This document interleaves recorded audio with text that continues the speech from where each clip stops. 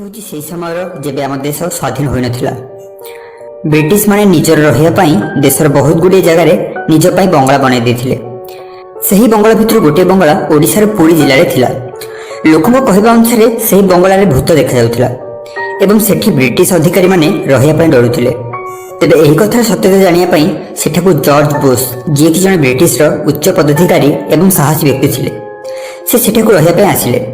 ବଙ୍ଗଳାଟି ବହୁତ ପୁରୁଣା ଥିଲା ଏବଂ ସହରଠାରୁ ବହୁତ ଦୂରରେ ଥିଲା। ସେଦିନ ଜର୍ଜଙ୍କର ସେ ବଙ୍ଗଳାରେ ପ୍ରଥମ ରାତି ଥିଲା। ସେଦିନ ସେ ଭୂତର ସତ୍ୟତାକୁ ଜାଣିବା ପାଇଁ ନ ଶୋଇବା ପାଇଁ ନିଷ୍ପତ୍ତି ନେଇଥିଲେ। ସମୟ ବିତିବାକୁ ଲାଗିଲା। ରାତି 10ଟା, ପୁଣି 11ଟା, ଏମିତି ହୋଇ ଗୋଟାଏ ବାଜିଗଲା। କିନ୍ତୁ ସେ ସେଠି କୌଣସି ଭୌତିକ ଜିନିଷ ଲକ୍ଷ୍ୟ କରିନଥିଲେ। ସେ ଶୋଇବା ପାଇଁ ନିଷ୍ପତ୍ତି ନେଲେ। ସେ ନିଜ ବିଛଣାକୁ ଶୋଇବାକୁ ଯାଉଥିଲେ, ହଠାତ୍ ନିଜ କବାଟରେ ଠକ୍ ଠକ୍ ହେବାର ଶୁଣିଲେ। ସେ ଖୋଲି ଦେଖିବାକୁ ପାଇଲେ ଯେ ସେଠାରେ କେହି ବି ନଥିଲେ।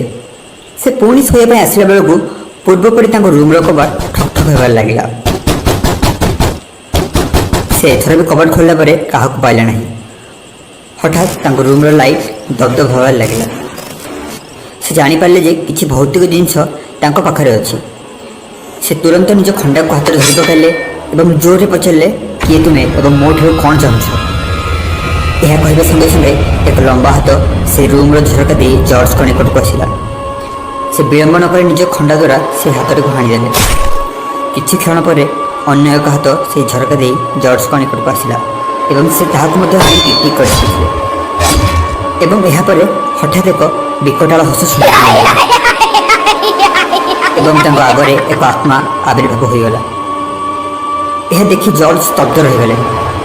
ଜର୍ଜ ଜଣେ ସାହସୀ ବ୍ୟକ୍ତି ଥିଲେ। ସେ ସେହି ଆତ୍ମାକୁ ନ ଡରି ତାକୁ ପଚାରିଲେ, ତୁମେ କିଏ ଏବଂ କ'ଣ ପାଇଁ ନିରୀହ ଲୋକଙ୍କୁ ଡରାଉଛ?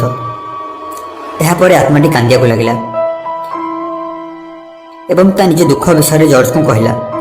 ସେ କହିଲା କି ତା ପ୍ରତି ବହୁତ ଅନ୍ୟାୟ ହୋଇଥିଲା ଏବଂ ତାକୁ ବହୁତ କଷ୍ଟ ଦେଇ ଏହି କୋଠରୀରେ ମାରି ଦିଆଯାଇଥିଲା। ଏବଂ ସେ ମଧ୍ୟ କହିଲା ଯେ ସେ କେବେ ବି ଲୋକଙ୍କୁ ଡରାଇବା ପାଇଁ ଚାହୁଁନଥିଲା। ସେ କେବଳ ନିଜ ଦୁଃଖ ଜଣାଇବା ପାଇଁ ଚାହୁଁଥିଲା, କିନ୍ତୁ ଲୋକମାନେ ତାକୁ ଡରି ଏ ଘର ଛାଡ଼ି ଚାଲିଯାଉଥିଲେ। ସେ ଆତ୍ମା ଜର୍ଜଙ୍କୁ କହିଲା ଯେ ଏବେ ମଧ୍ୟ ତାର ଶବ ଏହି ଘରର ପଛପଟେ ପୋତା ହୋଇଛି। ଶବ ସତ୍କାର ନ ହେବା ଯୋଗୁଁ ସେ ଅତୃପ୍ତ ହୋଇଯାଇଛି। ଆତ୍ମା ଜଣକ ଜର୍ଜକୁ ସେ ଶବଟିକୁ ପୋଡ଼ିବା ପାଇଁ ଗୁହାରି କଲେ। ଜର୍ଜ ସେ ଆତ୍ମାର କଥା ରଖିଲେ ଏବଂ ସଙ୍ଗେ ସଙ୍ଗେ ତାକୁ ସତ୍କାର କରିବା ପାଇଁ ଶବ ପୋତା ହୋଇଥିବା ଜାଗାକୁ ଗଲେ। ଦୀର୍ଘ 2 ଘଣ୍ଟାର ପରିଶ୍ରମ ପରେ ଏକ କଙ୍କାଳ ମିଳିଲା ଏବଂ ସେ ସେଠି ସେ କଙ୍କାଳକୁ ସମ୍ମାନ ସହ ସତ୍କାର କରିଥିଲେ।